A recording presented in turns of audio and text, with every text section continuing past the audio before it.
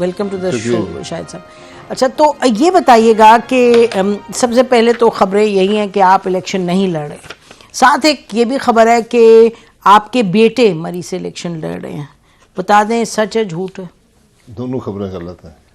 दोनों जब बेटे की इलेक्शन नहीं लड़ रहा, ये बात बिल्कुल दुरुस्त है। हाँ। और मेरा बेटा इलेक्शन नहीं लड़ रहा। अच्छा, तो ये गलत। मैं जिस इलेक्शन के मुझ पे बहुत दबाव था जी, मुझे मेरे बहुत से साथी नाराज हुए।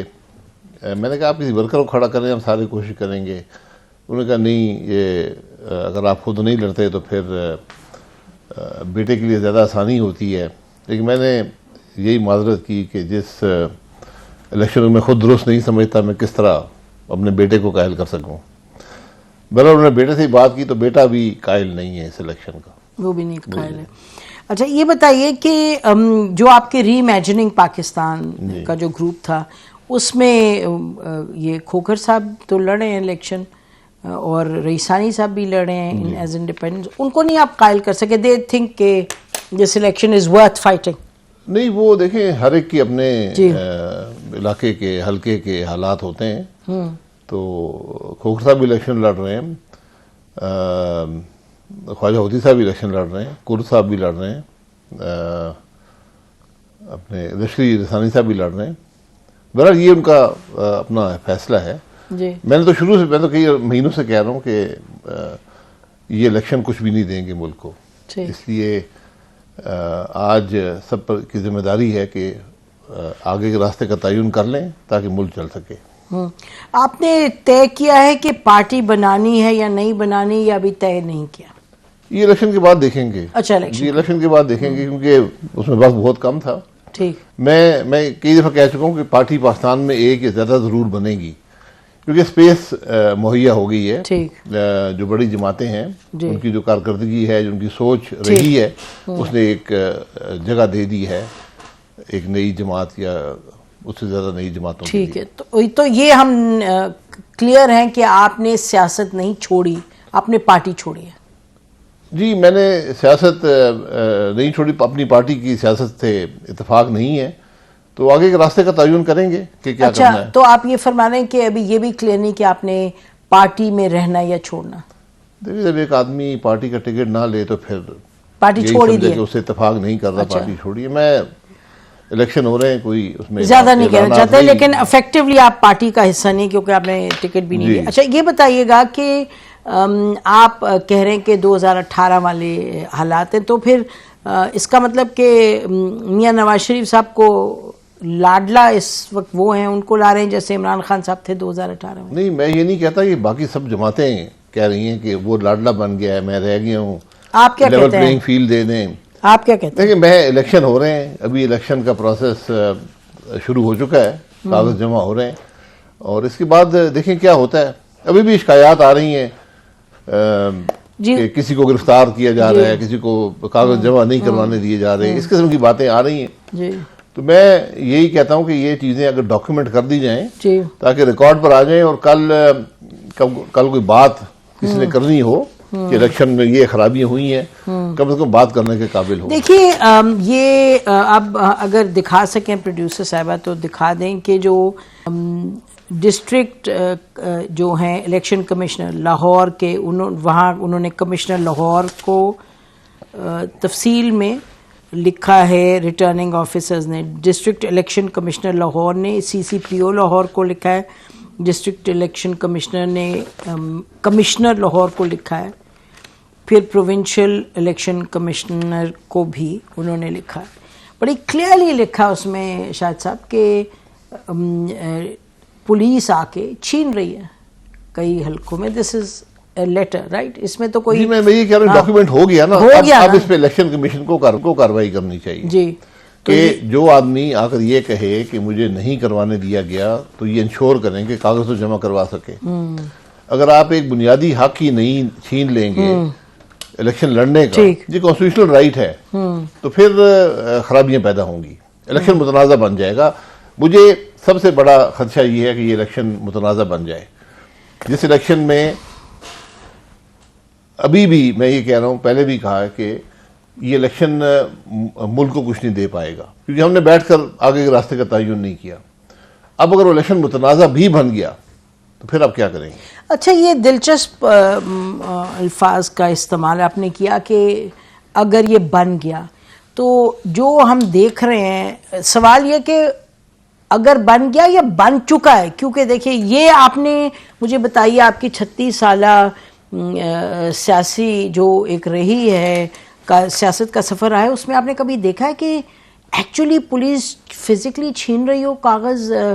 हमने तो नहीं सुना। ये रिपोर्ट आई, मैंने भी यही जिक्र किया था कि ये पिंडी में भी, मरी के अंदर भी, ये मुझे कल किसी ने खबर दी है कि पुलिस रोक रही है, गिरफ्तार कर रही है कैंडिडेट्स को, उनके लॉयर्स को, उनके प्रपोजल सेकेंडर को। ये बहुत मुतनाज़ा बात है, और इससे ये आज तक मैंने इससे पहले सुना नहीं है कभी। मैंने पिछले 10 इलेक्शन में हिस्सा लिया है और कभी ये बात सुनी नहीं है, तो ये बहुत तशवीशनाक बात है। मतलब मुतनाज़ा तो बन गया है बाय दीज एक्शंस। अभी भी वक्त है, अभी भी वक्त है, क्योंकि अभी सिर्फ कागज जमा हो रहे हैं। तो आज आखिरी दिन था, अगर किसी को नहीं करवाने दिया गया तो मेरा ख्याल है वो अगर रिपोर्ट कर दे डीआरओ को कि भाई ये वैसा हुआ, तो डीआरओ एक्सेप्ट कर लेगा कागज उसके बाद भी। जी, तो जी ये बड़ा क्लियर है। अच्छा, एक और जो हमने देखा दिलचस्प जो एक डेवलपमेंट हुई कल, इरफान सिद्दीकी साहब जो इमरान, जो former prime minister Nawaz Sharif साहब के बड़े करीबी साथी हैं, और कुछ लोग कहते हैं उनकी सोच जो है वो रिफ्लेक्ट करते हैं जब वो बात करते हैं, तो उन्होंने देखिए सुनिए कल क्या कहा एक पे पीटीआई के हवाले से, इमरान खान साहब के हवाले से। ये कोई शायद साहब कोई रूल है ऐसा कि अगर कोई जेल में हो तो पार्टी नहीं लड़ सकती, कोई कानून ये कहता है, ये कोई व्हाट इज दिस? ये नई सोच है, मैं इसका कम से कम मुझे इल्म नहीं है, क्योंकि 18 में मियाँ साहब जेल में सिर्फ हमने इलेक्शन लड़ा था, तो पता नहीं ये किस हवाले से इरफान सिद्दीकी साहब कह रहे हैं। हमारे उस्ताद रहे हैं, तो मैं क्या कह सकता हूँ।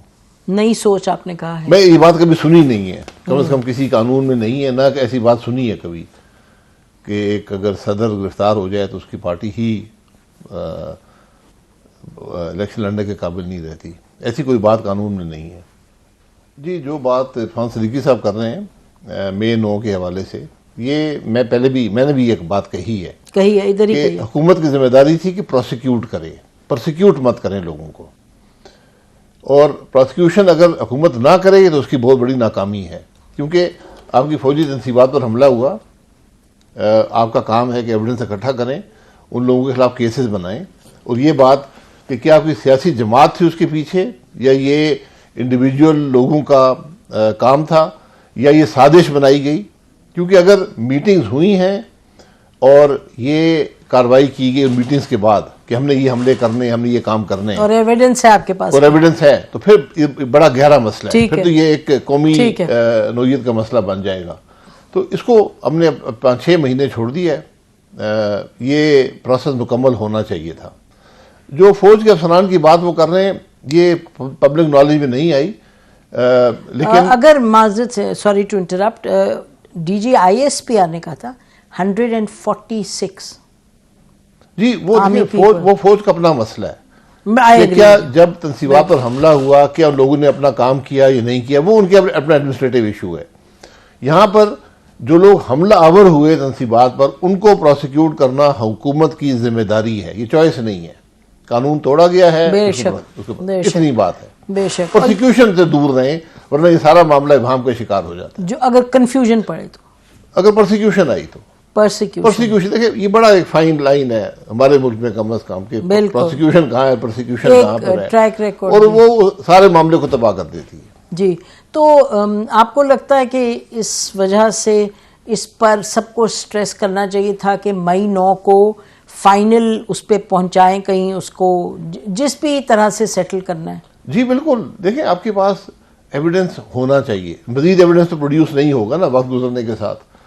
इंग्लैंड का आपके सामने है, एक सिविल डिस्टर्बेंस हुई, हजारों लोग मुलव्वस थे, उन्होंने एविडेंस इकट्ठा करके दिन रात अदालतें चलाई, और मेरे ख्याल 3 या 4 हफ्ते के पीरियड में सबको जो सजाएं थी एक्विटल करना था उन्होंने कर दिया।